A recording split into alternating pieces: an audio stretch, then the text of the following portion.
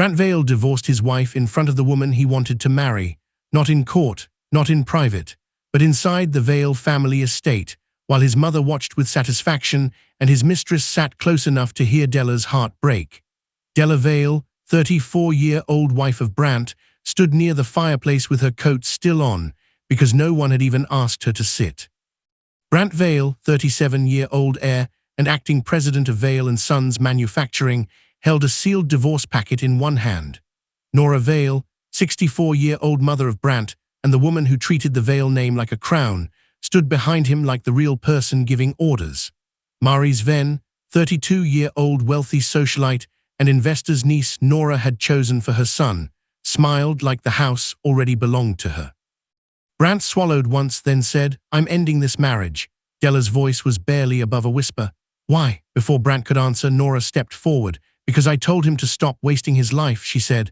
"This family needs a woman with money, influence, and status. Mary's can give him what you never could." Della looked at Brant. "Is that what you believe?" Brant looked away. Then he said, "Mother is right." That was the moment Della understood he had not only betrayed her with Mary's. He had handed his marriage to his mother and let her throw it away. Mary's placed a diamond bracelet on the table and said, "You should leave with dignity. Brant is choosing his future." Della did not scream, she did not beg, she only took the divorce packet from Brant's hand, because Brant did not know the truth. He did not know Della was the hidden controlling owner of Hearthbridge Capital through the Warren Ray Family Trust. He did not know Hearthbridge was the company already in final talks to buy and stabilize Vale & Sons. He did not know the poor wife his mother despised had been quietly protecting his family business for months through lawyers, auditors, and a confidential board process. He thought the divorce made him free, but it only removed him from the last protection he had. 2 days later, after Brant signed a separation agreement that cut him off from any claim to Della's trust-held assets, he walked into the board meeting ready to announce his future with Mary's. Then Della walked in and said, "Before you thank your new investors, you should know who owns them.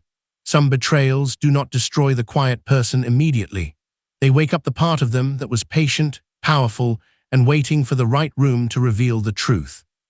Stay with this story until the end, because the woman they pushed out of the marriage is the same woman holding the papers that can take away his company, his mistress, and the family name his mother worshipped. If you love stories where betrayal meets consequence, subscribe now.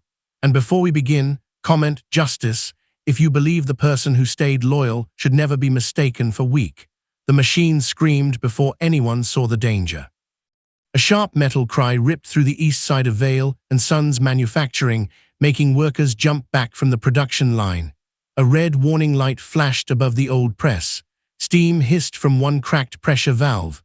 For 3 seconds, everyone froze, because every person on that floor knew what a full mechanical failure could cost.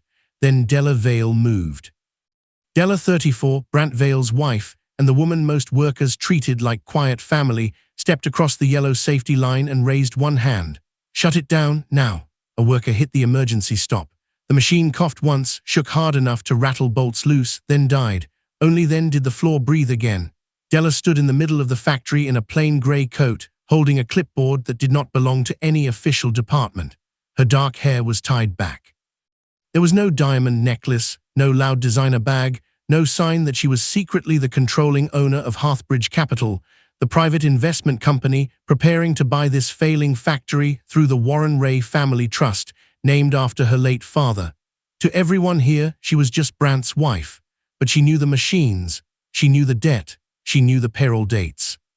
She knew which suppliers had stopped extending credit, which safety repairs had been delayed, which workers had sick spouses, which workers had children in college, and which old equipment could not survive another month without serious repair. She knew because for months she had watched the company from 2 sides. As Brant's wife, she saw what he hid badly.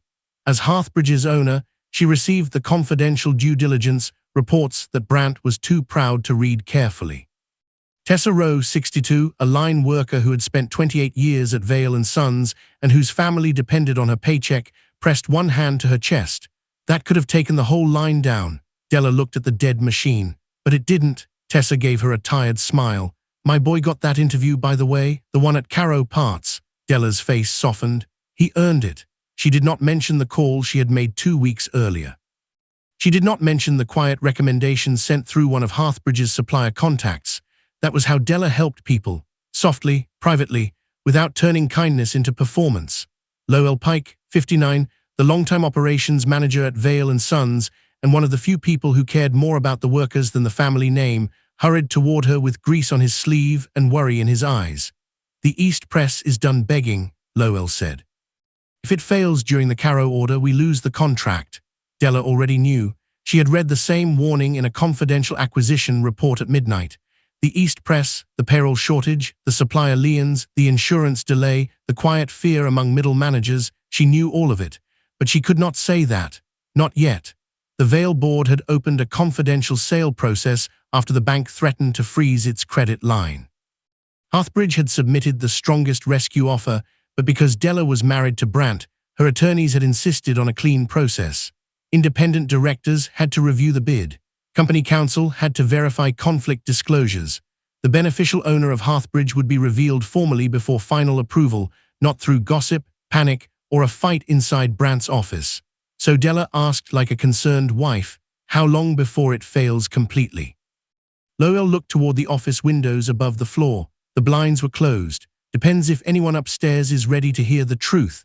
Della followed his eyes. Behind those blinds was Brandt Vale, 37, her husband and the heir of Vale & Sons Manufacturing, a man crushed between pride and panic. He had inherited the company from his father, but not the strength to admit it was drowning. Lowell lowered his voice. "You always ask the questions Brandt should ask." Della did not answer. That sentence hurt because it was true. Inside Brandt's office, his voice was already rising. Della heard pieces of the argument through the glass before she entered. "You'll get paid when we stabilize cash flow," Brandt snapped into the phone. "No, you don't get to threaten my family's company." He slammed the receiver down, then quickly covered a stack of papers when he saw Della. She glanced at his hand. Under the folder, she saw the edge of an overdue payroll notice. Beside it sat a financing proposal stamped Venbridge Holdings. She kept her face calm. "How bad is it?" she asked. Brandt forced a laugh, but his eyes were tired. "It's business, Della, you wouldn't understand." The words landed quietly, but they cut deep. For a moment, Della saw another version of him. A younger Brandt standing outside the factory after his father's funeral, rain on his suit, fear in his voice. Back then he had held her hand and said he only wanted to protect what his father built. Now he was hiding failure under arrogance. Della looked at the covered papers. "If there's a financing offer, you should let independent counsel review every default clause before you sign anything."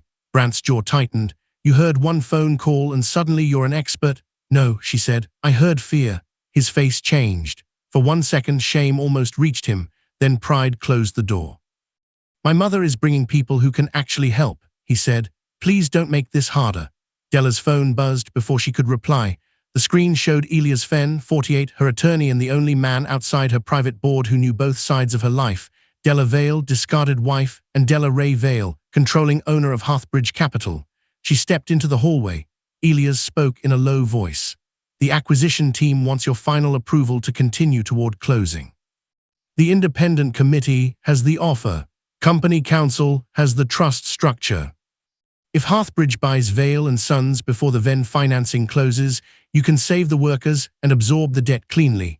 Della looked through the glass at Brandt. He was standing alone now, rubbing his forehead like a man trying not to fall apart. "Not yet," she said.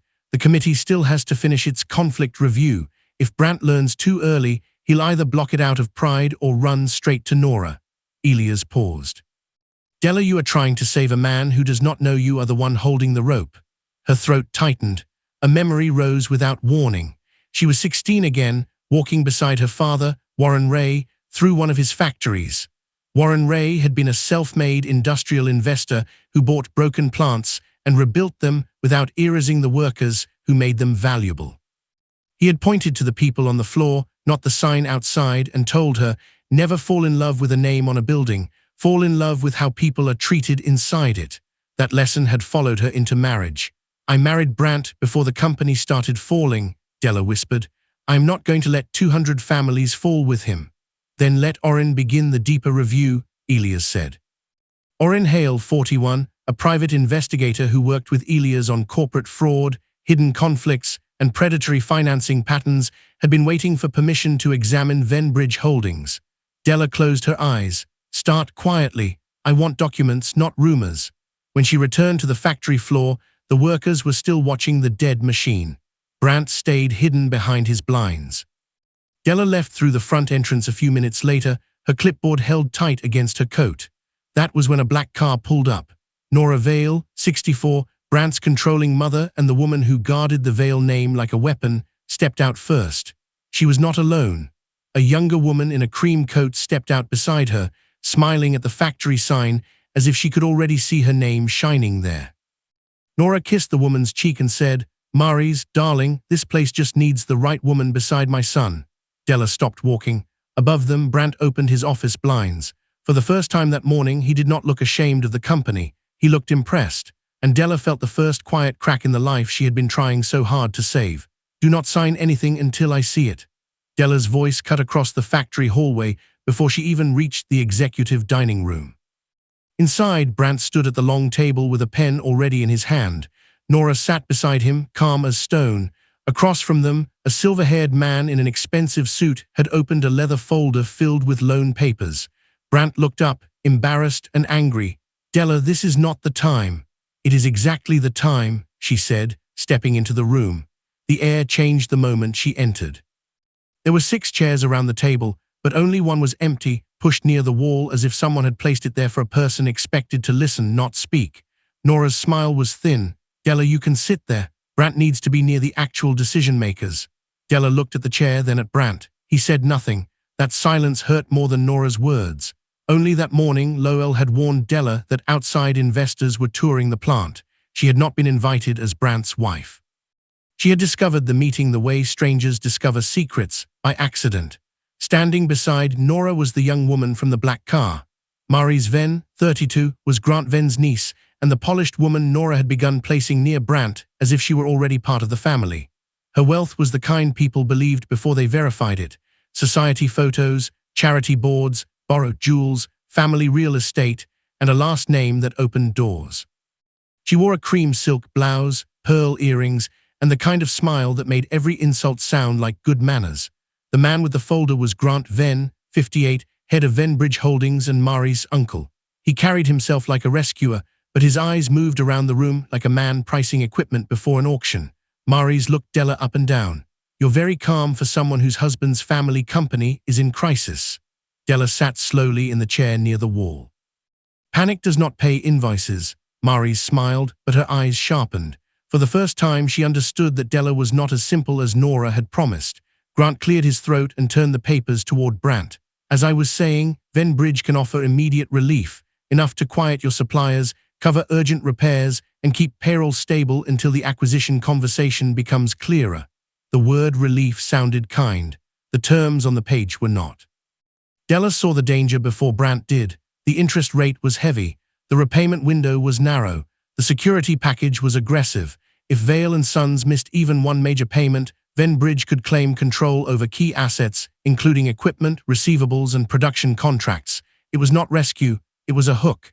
Brandt leaned forward, hungry for any answer that did not make him feel like a failure. "This could buy us time," he said. Della said carefully, "or cost you the company." Nora laughed softly. "There it is. Fear always sounds wise to people who have never had to lead." Brandt's face tightened. "Mother," but he did not defend Della. He only warned Nora to be less obvious. Nora touched his arm. "I only mean this is the kind of circle you should have married into. People who understand scale, people who bring solutions, people who do not stand in doorways pretending caution is wisdom." The room went quiet. Della looked at Brandt. This was his chance. One sentence would have been enough. One simple, "Do not speak about my wife that way." Instead, he looked down at the papers. "Mother means well," he muttered. A memory rose in Della so suddenly she almost lost her breath. On their engagement night, Brandt had stood beneath a string of cheap garden lights, nervous and sweet, holding a ring he could barely afford. He had looked her in the eyes and said, "I know my mother can be difficult, but I will never let her make you feel small." Back then, Della believed him. Now he sat close to another woman while his mother made Della smaller by the minute. Grant slid one page closer. "This bridge loan would not interfere with a future sale. It only protects you while bigger decisions are made." Della looked at the clause again. "It gives your company approval rights over asset transfers, vendor negotiations, and any change of control if Vale misses the first repayment date. Grant's pleasant expression cooled by 1 degree. That is standard lender protection. It is lender control disguised as protection. Brant exhaled sharply. Enough. Della turned to him. Have Marion reviewed this? Marion Kells, Vale & Sons, outside corporate attorney, had already warned the board that emergency financing could poison the acquisition process if the wrong covenants were attached. Brant knew that. He simply hated being reminded. Nora said, Marion works for the company. Grant is offering help to the family. That difference is exactly why counsel should review it, Della said. Maries leaned across the table and pointed to one clause in Grant's proposal. Her hand rested lightly on Brant's folder, then her fingers brushed his, not by accident, not quickly enough. Della saw it. Brant saw it too. He did not move his hand away. Maries continued speaking, her voice smooth. Some risks are necessary when a man wants to protect his legacy. Della heard the hidden meaning clearly. Maries was not only talking about the company, she was talking about Brant. After the lunch, Della stood near the hallway and watched Brant walk Maries to her car. Nora stayed by the window, watching them like a woman admiring her own plan. Maries said something Della could not hear. Brant laughed. It was the first real laugh Della had heard from him in weeks, that hurt more than the touch. That evening, Della sat alone in Brant's study, staring at their wedding photo on his desk. His smile in the picture looked honest. Hers looked safe. Her phone was in her hand. She called Elias. Begin the investigation into Venbridge Holdings, she said. Elias was quiet for a moment. Do you think this is business misconduct or personal? Della looked at the photo, then at the empty doorway where Brant used to pause just to smile at her. I think it is becoming both. Later that night, the house was dark when Della passed Brant's study. His door was almost closed. His voice came through the crack, low and careful. No, Maries, he said. She doesn't suspect anything. Della froze. Then Brant added, Mother is right, I have waited too long. Della stepped back into the hallway. For the first time in her marriage, she did not knock. She listened. The glass slipped from Della's hand and shattered across the marble floor. Everyone in the library turned. Brant stood near the fireplace with Maries pressed too close to him, her fingers still resting on his tie. Her lipstick was fresh, but his mouth was not. Nora stood beside them with one hand on the mantel, watching like a judge who had already chosen the sentence. For one terrible second, nobody spoke. Then Maries smiled. She did not step away from Brant. She did not pretend shame. She let Della see the truth with her own eyes. Della had arrived late to the Vale family estate because she had spent the afternoon with Elias, reviewing the quiet acquisition that was supposed to save Vale & Sons. She had entered through the side hall, expecting another cold family dinner. Instead, she had heard laughter from the library, then Brant's voice. This feels wrong. For a heartbeat, Della had hoped there was still a piece of her husband left inside him. But Nora had answered before he could save himself. What is wrong, Nora said, is wasting your life with a woman who brings nothing to your future. Then Maries moved closer and whispered, I am not asking you to be cruel, Brant, I am asking you to be brave. After that, she kissed him, and Brant did not stop her. Now Della stood in the doorway, staring at the man she had protected, loved, and secretly tried to rescue from ruin. Nora broke the silence first. Well, she said calmly, maybe this saves us a long conversation. Behind Della, Sima Bell, 55, the Vale family housekeeper who had worked in the estate since Brant was a teenager, stopped in the hallway with a tray in her hands. Her face fell when she saw the broken glass. She had seen many things in that house, but even she looked wounded by this. Brant stepped forward. Della, wait. Della lifted one hand. No, she said. Her voice was quiet, but it stopped him. Let me understand this clearly. She looked at Maries. You were invited here as an investor. Then she looked at Nora. You brought her here as a replacement. Finally, she looked at Brant. And you let both happen? Brant's face burned red. For a moment, he looked ashamed. Then, like a weak man reaching for armor, he chose anger. Maries understands what my family needs, he said. Della's chest tightened. And what does your family need? Nora answered for him. A wife with weight. A wife with wealth. A wife who can stand beside him in rooms you do not belong in. The words were cold and clean. They were not spoken in anger. That made them worse. Nora had practiced this. She had built this moment piece by piece until even betrayal sounded like a business plan. Grant stood near the drinks table, silent but watching. He did not look surprised. That told Della enough. This was not just romance. This was strategy. Then Nora reached to a side table and picked up a sealed folder. Della saw the white pages inside before Nora opened it. Divorce papers, not a conversation, not a confession, a prepared exit. The air left her lungs. They had not only betrayed her, they had prepared for her pain. Brant looked down. Della, this is not only about us. The company needs stability. Maris and her family can help secure the future after the buyout. Della looked at him carefully. You are divorcing me to marry her? Brant did not answer quickly enough. Nora did. Yes. Maris tilted her head, almost gentle. It is better to accept truth early. Brant finally looked at Della. Mother is right. I need to stop pretending love is enough. That was the sentence that broke something deeper than trust. For a moment, Della was not in the library anymore. She was years in the past, outside Vale & Sons after Brant's father's funeral. Rain had soaked his suit. He had cried against her shoulder like a lost boy and whispered, "If I ever become the kind of man who chooses the company over people, pull me back." She had tried. She had stayed through late nights, unpaid bills, Nora's insults and Brant's pride. She had protected workers he forgot to ask about. She had hidden her own power because she wanted his love to be real.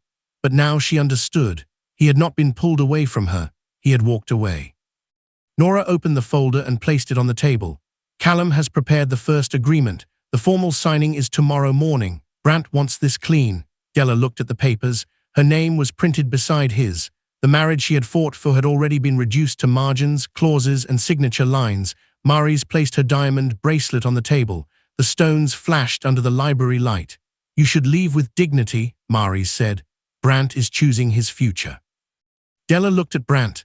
Did you ever love me, or did you only love how easy I made your life? Brant looked away. That was his answer. No one noticed how steady Della's hands had become. She did not sign, not there. Not while Nora watched like a queen and Maris smiled like a bride.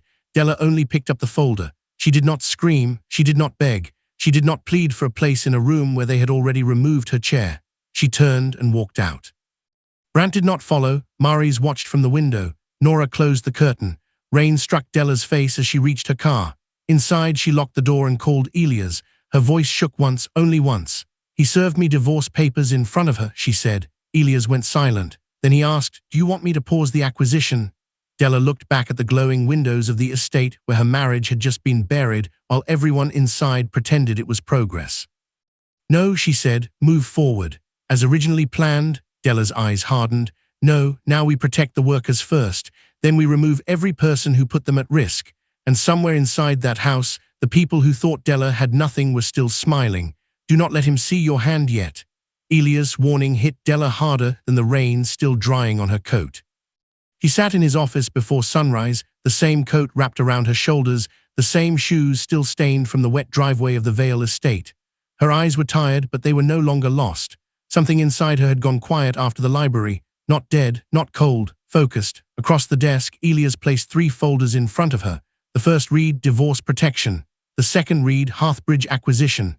The third read, Ven Bridge Investigation. Della looked at the folders, then at him. He kissed her in front of his mother.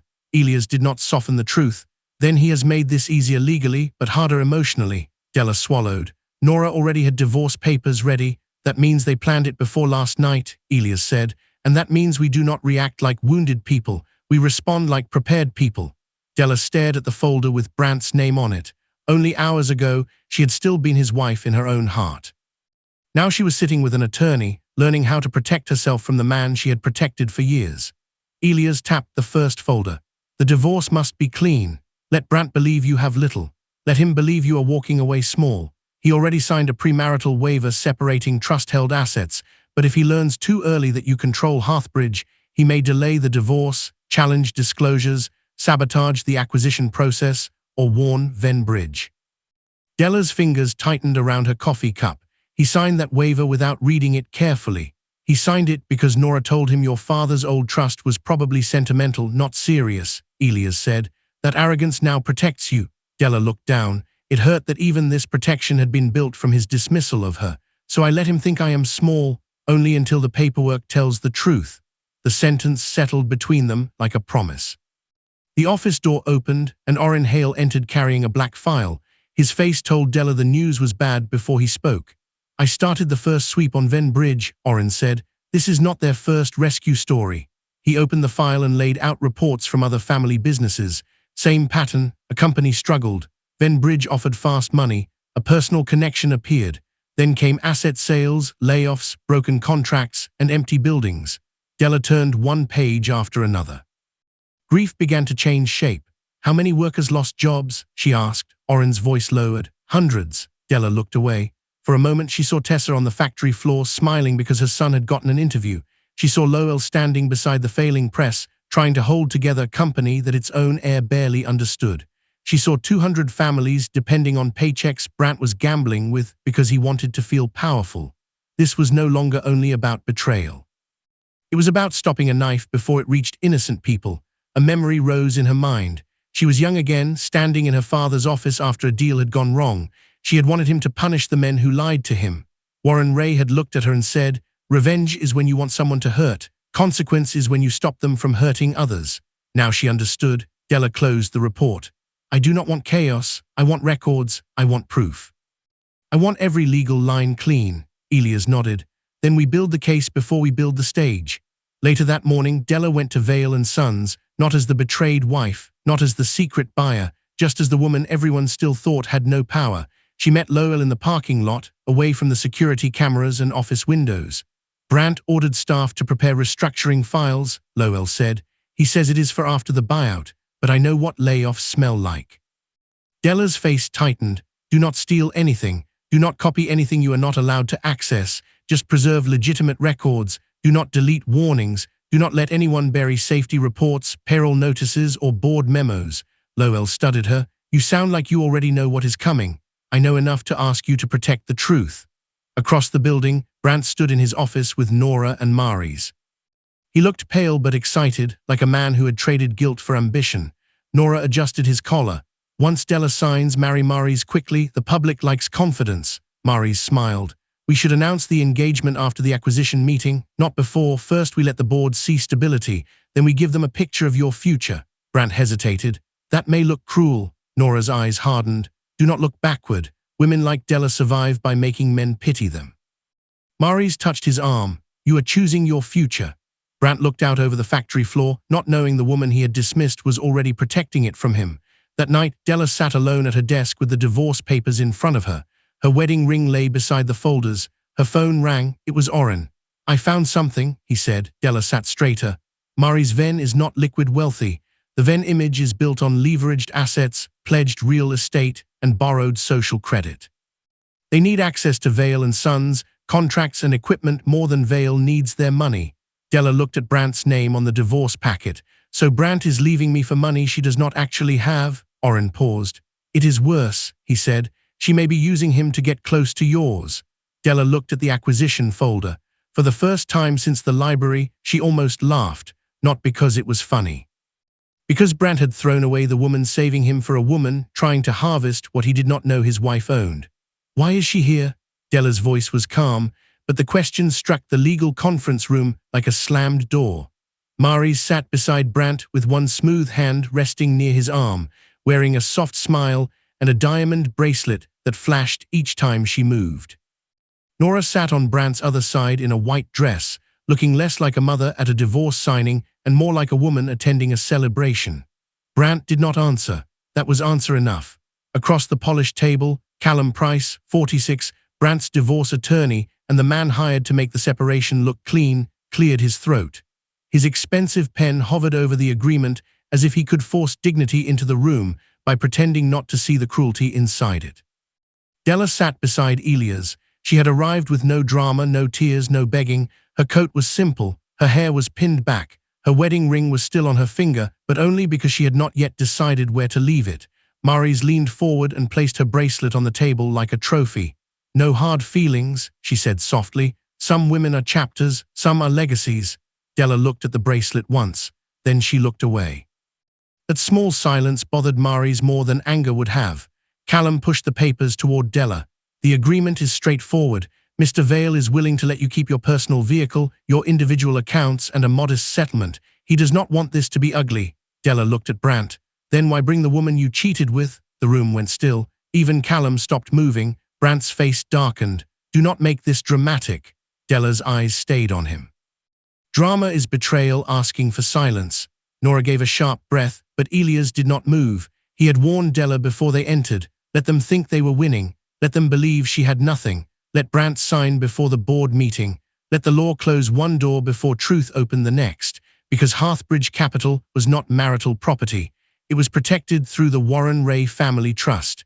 It had been funded before Brant married her. It operated under Della's maiden legal structure, Della Ray, not under the Vale household. And years earlier, when Brant had been too proud to care about what Nora called old Ray paperwork, he had signed a premarital agreement confirming that trust-held assets would remain separate. He had thought he was protecting the Vale name from Della. Now that same document protected Della from him, but Brant did not know the size of what he had waived. He looked at the agreement like he was being generous. That almost hurt more than the cheating. Della remembered a night early in their marriage when Rain had trapped them inside a tiny rented office near the factory. Brant had complained about wealthy families who bought respect and called it honor. "At least with us," he had said, holding her hand, "everything is real." That was the night Della had almost told him the truth about Hearthbridge. She had almost told him her father had left her more than memories. She had almost told him she could help him in ways he could not imagine, but she had seen pride in his eyes and fear beneath it. So she stayed quiet, hoping love would be safer without money standing between them. Now she understood the painful truth. Brant had not loved being real. He had loved believing she was smaller than him. Nora leaned closer, her perfume sharp and cold. "You should be grateful, Della. You are leaving with more than you brought." Della turned to her slowly. "You have never known what I brought." For the first time, Nora's smile twitched. Brant looked annoyed. "Can we finish this?" Elias slid a page toward Della and pointed once. His voice was low. "This confirms separation of personal, premarital and trust-held assets. Once signed, neither side can later claim surprise unless fraud is proven. Their disclosures are attached. Ours are legally sufficient." Della nodded. Her fingers trembled as she picked up the pen, not because she was afraid, because she was signing away the last piece of the man she had tried to save. She signed. Brant signed quickly after her, almost with relief. Callum notarized the separation agreement and asset waiver. The divorce itself would still need court approval, but Brant behaved as though the marriage had already been buried. To him, the hard part was over. To Della, the truth had only begun to move. Maryse smiled like a bride who had just watched the aisle clear. Nora rested back in her chair, satisfied. Then Elia's phone lit up on the table. A message from Oren appeared across the screen. "Confirmed. Venbridge attempted improper influence before acquisition approval. Evidence package ready." Elias turned the phone slightly. Della read it. Her trembling stopped. Callum gathered the papers, unaware that the real agreement had just shifted somewhere far above his reach. As everyone stood, Brant followed Della into the hallway. For a moment, without Nora beside him and Maryse watching from behind the glass, he looked almost human. "You will be okay, right?" he asked. Della looked at the man she once loved. "I was okay before you knew me, Brant," she said. "You just never asked why." She walked away. Behind her, Maryse laughed softly, but Elias stepped beside Della near the elevator and said, "The board meeting is in 48 hours. The independent committee will open the ownership disclosure first, then the conflict review." Della did not look back. "Then give them 48 hours to feel safe," she said. And behind the conference room door, they were still smiling, not knowing the papers they had just signed had freed the wrong woman. They were not trying to save Vale and Sons. Oren's voice cut through the private conference room like a blade. Della stood at the end of the long glass table inside Hearthbridge Capital, staring at the evidence board spread across the wall. For the first time, the full shape of her real world was visible. No gold statues, no loud luxury, no useless display of power, just clean glass walls, quiet lights. Framed factory blueprints, and one old photograph of Warren Ray shaking hands with workers outside a plant he had saved years ago. This was Della's world, controlled, private, built on work, not noise. Elias stood beside her with a legal pad in his hand. Oren had files open across the table. Each file connected one person to another, Grant to Nora, Nora to Brant, Brant to Maryse, Maryse back to Grant. It was no longer just betrayal, it was a web. Oren pointed to the first row of documents. Venbridge has done this before. They target weak family companies, offer fast financing, then pressure leadership into selling valuable assets before the owners understand what they gave away. Della looked at the page. "How many companies?" "6 confirmed," Oren said. 3 more suspected. Elias added, "And every time the same pattern, debt panic, a friendly investor, personal influence, then forced restructuring." Della's eyes moved to a printed email between Grant and Nora. Her stomach tightened. Nora had given Grant internal debt numbers before the investor lunch. not rumors, not harmless comments, specific amounts, dates, supplier pressure, payroll risk. Della touched the page with 2 fingers. She leaked this, Elias nodded. The email came from documents preserved by Vale's company counsel after Marion Kells began the conflict review. We are not using stolen material. This is part of the official board packet now.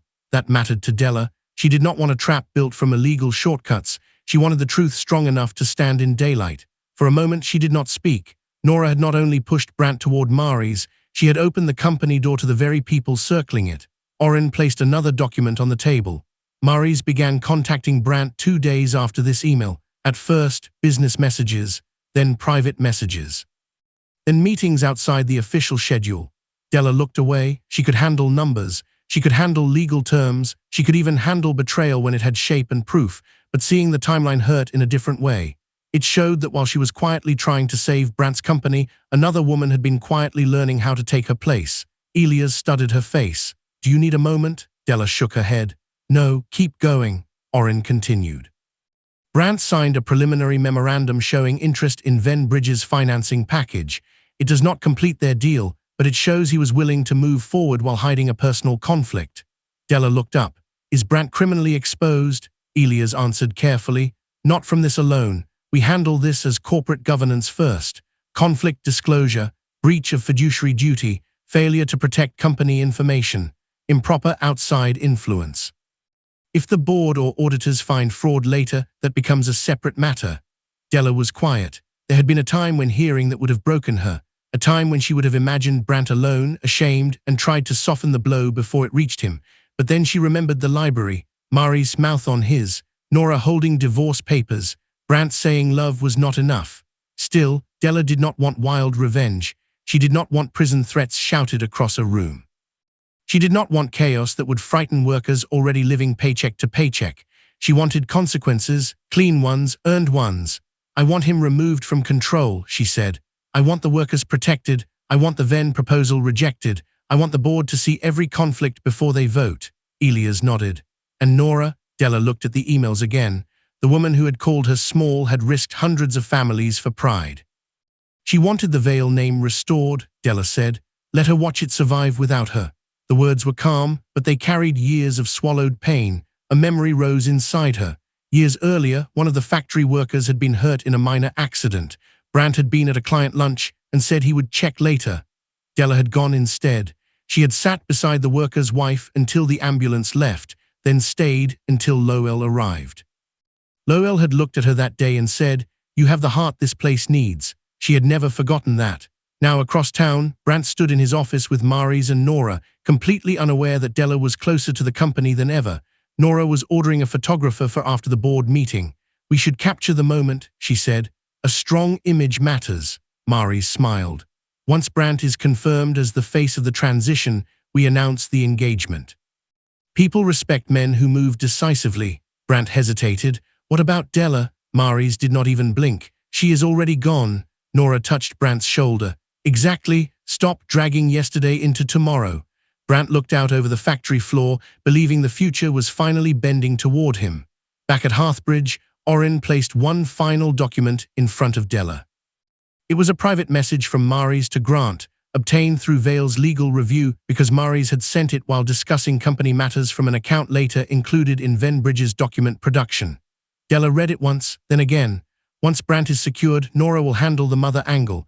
The wife is quiet. She will fold. Something in the room seemed to still. Elias asked softly, "What do you want to do now?" Della closed the folder. "She is right about one thing," she said. "I was quiet." Elias waited. Della stood, her reflection steady in the glass wall behind her. Now the quiet part ends. And far away, the boardroom lights were already being prepared for people who still thought they were walking into a celebration. The key shook in Della's hand before it entered the lock. For one wild second, she thought someone was watching her from inside the dark house. The front windows looked black. The porch light flickered above her head. The same house where she had once waited for Brandt to come home now felt like a place that had already forgotten her. She opened the door slowly. The smell hit first. Wood polish. Cold air. Nora's sharp perfume still trapped in the hallway. Della stepped inside with one empty box in her arms. She had not come to beg. She had not come to fight. She had come for only 3 things: her father's framed factory blueprint, an old coat from the hall closet, and the small wooden music box Brant gave her in their first year of marriage. Nothing else. Sima appeared from the kitchen doorway, wiping her hands on a towel, her eyes filled with sadness the moment she saw Della. "Mrs. Vale," Sima whispered, "I am sorry." Della's throat tightened. For years, that name had sounded like belonging. Now it sounded like a coat that no longer fit. "Please call me Della," she said softly. Sima nodded, but her face broke a little. Della walked through the hallway slowly. Every step pulled a memory from the walls. In the dining room, she remembered Brant laughing while they painted one wall the wrong shade of blue. He had gotten paint on his cheek, and she had kissed it off before Nora arrived and called the color childish. Near the stairs, Della remembered Nora standing with folded arms, criticizing the curtains Della had chosen. Brant had promised later, "I will talk to her." He never did. In the living room, she remembered waiting alone on their anniversary while Brant claimed he was at the factory. She had believed him then. She had wanted to believe him. The house was quiet, but her heart was loud. She went into the study. Brant's desk was still messy. Business papers, old pens, unopened mail. For a moment, she saw the man he used to be, tired and hopeful, trying to live up to a father whose shadow never left him. Then she opened the top drawer. Inside were the lunch notes, dozens of them, small folded papers she had written over the years. "You can do this. I believe in you. Come home early if you can." Della sat down slowly. He had kept them. That hurt in a way she did not expect. It meant he had known she loved him. Somewhere inside him, he had saved proof of it. But saving the notes was not the same as honoring the woman who wrote them. She touched one note with her fingertips, then closed the drawer. She took her father's framed blueprint from the wall. It showed the first factory Warren Ray had ever bought and saved. In the corner, his handwriting read, "People first, always." Della placed it in the box. Then she found the music box on a shelf. When she opened it, the soft tune filled the study. A memory rose clear and painful. Brant had given it to her after a hard month, back when money felt tight and love felt simple. He had placed it in her hands and said, "When the world gets loud, open this and remember we have our own quiet." Della stared at it, then she closed the lid. She did not put it in the box. That quiet no longer belonged to her. Suddenly, car doors slammed outside. Della froze. Voices entered the front hall. Brant, Nora, Mary's. Della stood, holding the box against her chest. Mary's walked in first, carrying bridal magazine samples and a folder of announcement drafts. Nora followed, pleased and bright. Brant came behind them, loosening his tie. Nora was speaking before she saw Della. "After tomorrow, we can finally announce something respectable." Then all three stopped. Brant's face changed first. Shock, then shame. Mary's recovered faster. Her eyes dropped to the box. "You still have a key?" Della lifted the key from her palm. "Not after tonight." Nora looked at the box. "Taking souvenirs? Only what was mine before I forgot myself here," Della said. Brant flinched, but Mary's slipped her hand into his. It was a small movement, but it landed like a public claim. In the house where Della had once been wife, Mary's stood beside him like she was already taking inventory. "Tomorrow may be difficult for you," Mary's said. Seeing Brant move forward, Della looked at her calmly. "Tomorrow will be difficult for many people." Nora laughed, still speaking in riddles. "That is what women do when they have no power." Della turned to Nora. For a long moment she said nothing, then she spoke softly. "You taught your son to look down so often, he never noticed what was above him." Brant's eyes narrowed, disturbed now. For the first time, he seemed to sense there was something in Della's calm he did not understand. Della placed the house key on the entry table and walked out. The night air was cold. Before she reached her car, her phone rang. It was Elia's. "All board packets have been delivered," he said. Della stopped beside the driveway. "Including the sealed evidence file?" "Yes, and the ownership disclosure at the top of every folder. The independent directors will see it first." Brant's packet opens only when the chairman calls the meeting to order. Della looked back at the house one last time. "Good," she said. "Let them open it in front of each other." Behind the curtains, three shadows moved in the warm light, still believing tomorrow belonged to them. Brant's victory speech was already in his hand when the boardroom doors opened too early. Every head turned. For 1 second, Brant thought another director had arrived late. Then he saw the charcoal suit, the calm face, and the woman he had left standing in his past. Della walked into the room. The paper in Brant's hand bent under his grip. "What is she doing here?" he snapped. The boardroom had been arranged like a ceremony before she entered. The long table shone under white lights. Fresh folders sat in front of every chair. A photographer waited near the back wall, hired by Nora to capture what she believed would be Brant's rise. Brant sat near the head of the table, wearing the confident expression his mother had trained into him. Maryse sat beside him, dressed in cream, her hair perfect, her smile ready for cameras. Nora sat behind Brant's shoulder, leaning close enough to whisper instructions. Grant sat with a leather folder full of Venbridge documents, looking like a man expecting to collect a prize.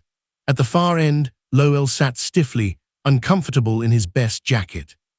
He did not belong to the world of polished tables and legal language, but he belonged to the factory, and that was why the independent committee had asked him to attend as operations witness. Several unfamiliar people had already made Brant uneasy. Harlan Greaves, 68, the chairman of the Vale and Sons board and an old family friend who had served beside Brant's father, sat at the center with his hands folded.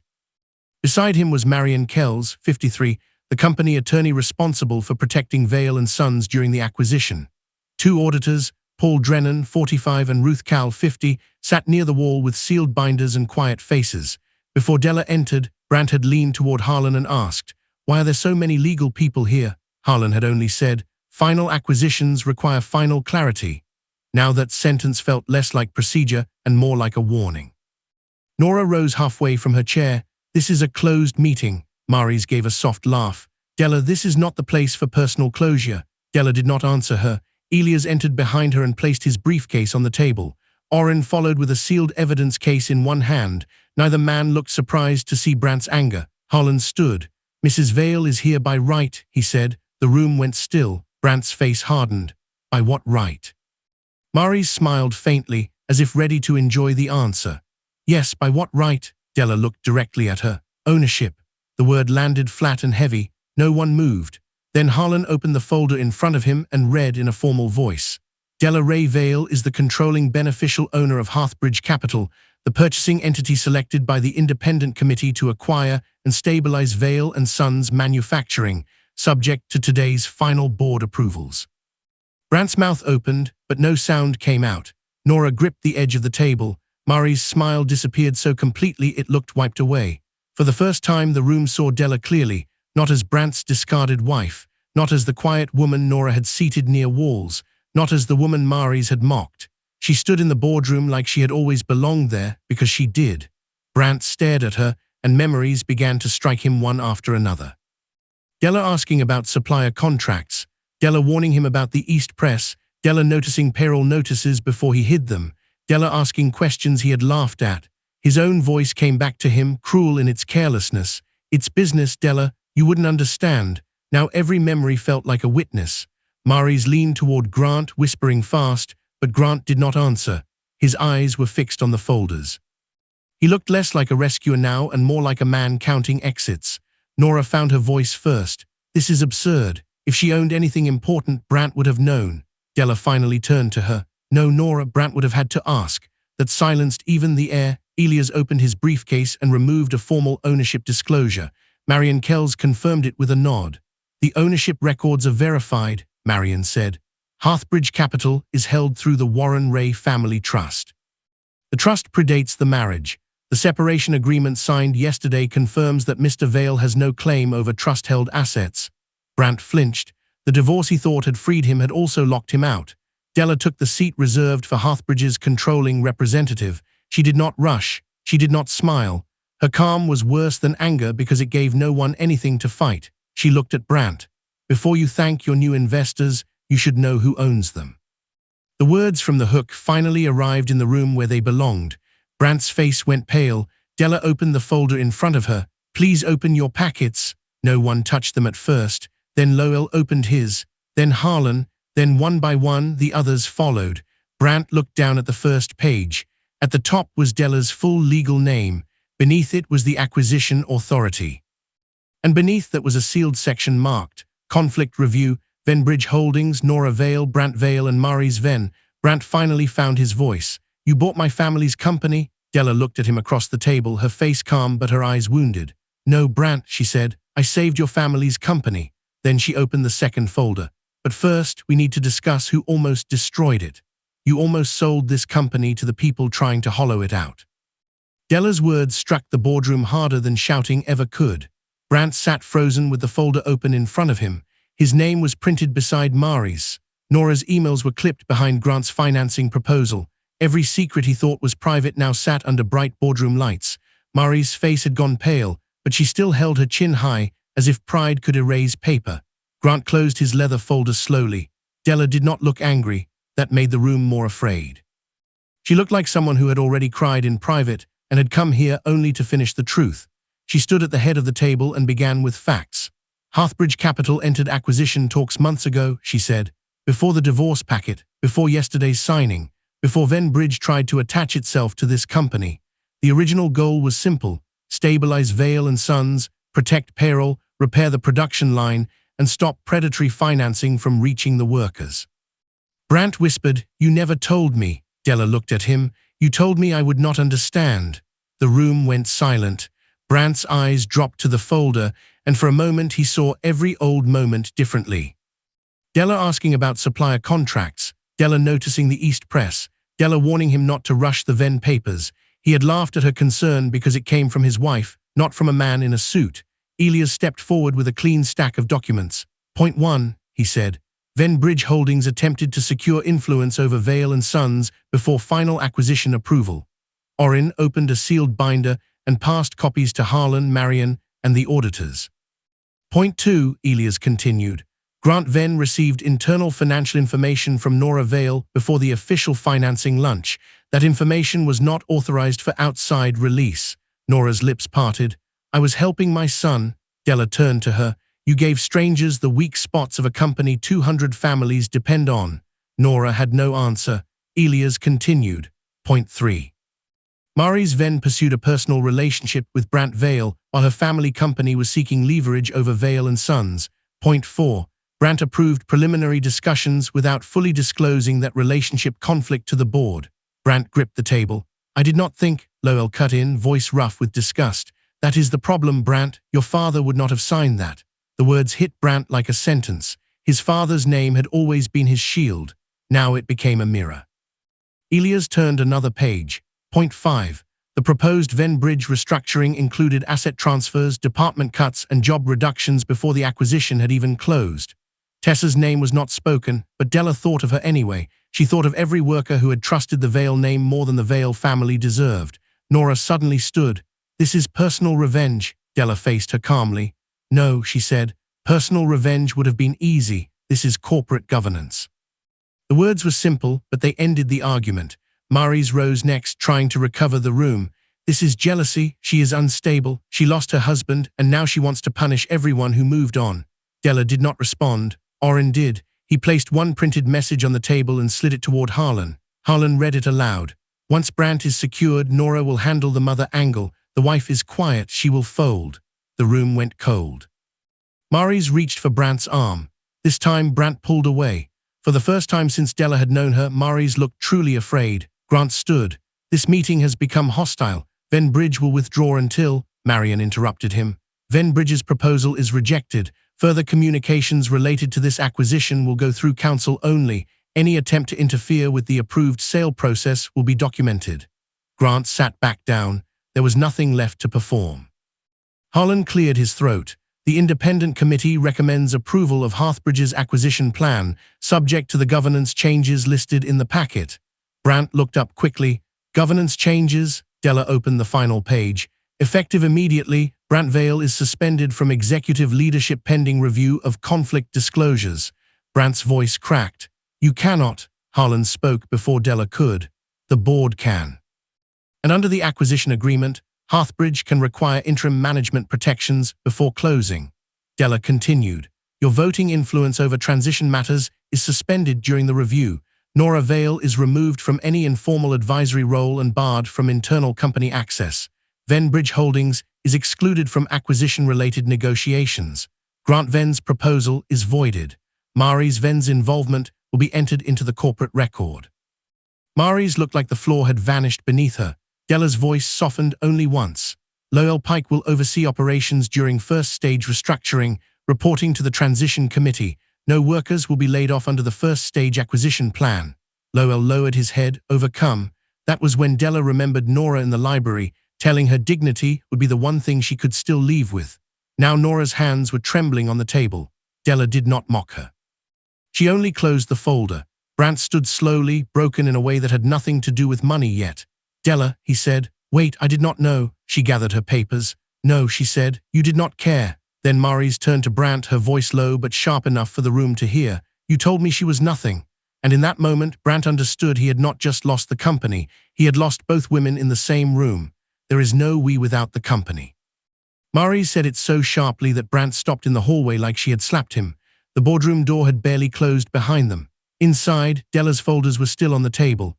Outside, the damage was spreading through whispers, footsteps, and stunned faces. Board members moved past Brant without meeting his eyes. The photographer Nora had hired stood useless near the wall, holding a camera that had captured no victory. Brant reached for Mari's. "We can fix this." She pulled her arm away. "We?" she asked, her face cold now. "You told me she was nothing. You told me this company was yours." Brant's mouth opened, but no defense came. Mari's gave a bitter laugh. "Alignment requires value, Brant." The word cut through him. Alignment. That was what she had called love. That was what he had traded his marriage for. Grant was already walking away, phone pressed to his ear, speaking fast to his attorneys. He did not look back at Mari's. He did not look at Brant. The moment the plan failed, loyalty became expensive. Mari's followed him. Brant stood in the hallway alone. A few feet away, Nora sat on a bench, twisting her pearls between her fingers. Her white dress, chosen for celebration, now looked painfully wrong. Workers passed in small groups, whispering. Some looked at her with anger, others with pity. For years, Nora had believed the Veil name made her untouchable. Now she looked like a woman who had handed strangers a key to her own house, then blamed everyone else when the door opened. Brant turned away from her and walked back into the boardroom. Della was standing near Lowell, speaking quietly. Elias was beside her, calm and watchful. The folders were closed now. The war was over, but the room still held the weight of it. "The East Press gets repaired first," Della told Lowell. "Payroll will be stabilized by Friday. Supplier calls go through the transition office. No worker loses a job during the first stage restructuring." Lowell's eyes shone, but he kept his voice steady. "They need to hear that from you." Della nodded. "They will." Near the doorway, Tessa covered her mouth when Lowell told her, her eyes filled with tears. She did not cheer. She simply closed her eyes like someone who had been holding her breath for months and could finally breathe again. That was when Brant understood the worst part. Della had not come only to punish him. She had come to save everyone he had forgotten. He stepped closer. His voice was smaller now. "Was any of it real?" Della turned. For the first time all day, the mask of calm cracked. Not enough for tears, just enough for him to see the wound under the strength. "Yes," she said. "That was the tragedy." Brant swallowed. "I made a mistake." Della looked at him for a long moment. "No," she said. "A mistake is forgetting a date. You built a life where everyone had a voice except your wife." Oh, at his eyes. His loss stood around him like empty chairs. He had lost Della. Mari's had left him. His executive title was gone. His family's control was gone. His mother's pride had turned into shame. The workers no longer trusted him. The board no longer respected him. Even his belief that he had been smarter than Della had collapsed in front of witnesses. "I'm sorry," he whispered. Della wanted those words once. There had been nights when she would have given anything to hear them. Nights when she sat alone, hoping Brant would walk in, hold her hand, and remember who he used to be. But apology after consequence was not the same as love before betrayal. She reached into her purse and took out her wedding ring. Brant stared at it. She placed it on the boardroom table between them. "I love the man who gave me this," she said. "I do not know the man who made me prove my worth in front of strangers." Brant's face broke, but she did not pick the ring back up. That part of her life was finished. Della walked out of the boardroom. The factory floor was visible through the long glass windows. Workers had gathered below, waiting, uncertain. When Della stepped onto the upper walkway, Lowell nodded to her. Tessa mouthed, "Thank you." Della did not smile widely. She simply breathed. For the first time in years, she was not carrying Brant's pride, Nora's insults, or Mari's shadow. She was carrying only herself. As the factory doors opened, the machines began to run again. Della remembered her father's voice from long ago. Never fall in love with a name on a building, fall in love with how people are treated inside it. She looked at Vale and Sons Manufacturing one last time. The name on the building no longer belonged to the people who abused it. It belonged to the workers who kept it alive. Behind the boardroom glass, Brant watched the woman he thought was small become the woman who saved everything he lost. Della stepped into the morning light and did not look back. Not because she hated him. Because tomorrow, for the first time, no one else would decide who she was. And if you believe loyalty should never be mistaken for weakness, comment justice and subscribe for more stories where quiet strength finally gets the last word.